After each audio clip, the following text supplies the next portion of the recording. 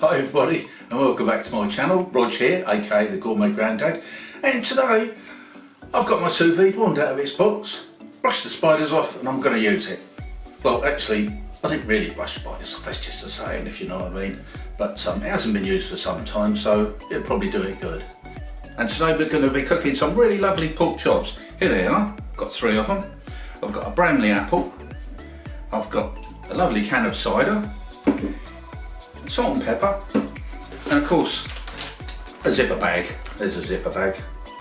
That's to put our pork in before it goes into the sous vide box. So first of all we'll salt and pepper the pork chops. We'll do this on both sides. Now I'm going to cut the Bramley apple into sort of wedges really.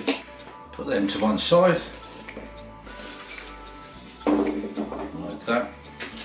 Now I'm going to take our zipper bag and open it up, put in a pork chop,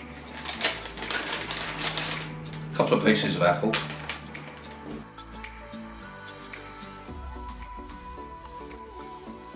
now open the tin of cider. Pour some in. Don't really want too much. I'd like to say that the alcohol burns off of the cider while this is cooking, but I don't see how it can really because it's trapped in a bag.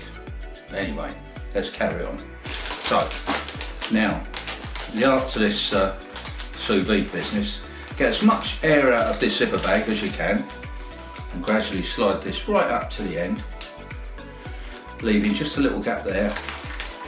Then keep going, get all the air out, nice and tight, as much as you can get. And close the zip. There we go. Now it's off to the sous vide. Now I'm going to carefully place this pork into my sous vide box. I made this myself.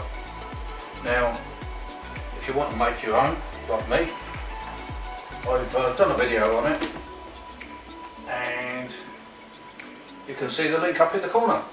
So now we've got that on and I'm going to leave that cooking for about 8 to 10 hours.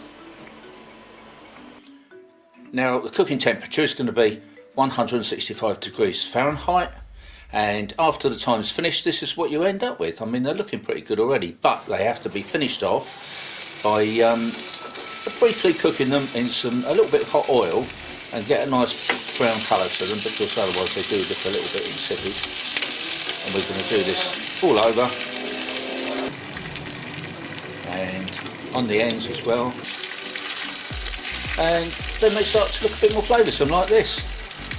Pretty good.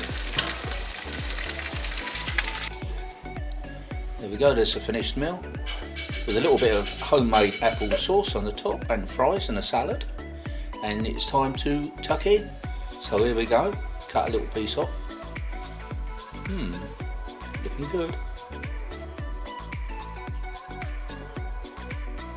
Yeah, full of flavour, succulent, really nice. Now you might ask what I think of sous vide cooking. Well, I think it's great.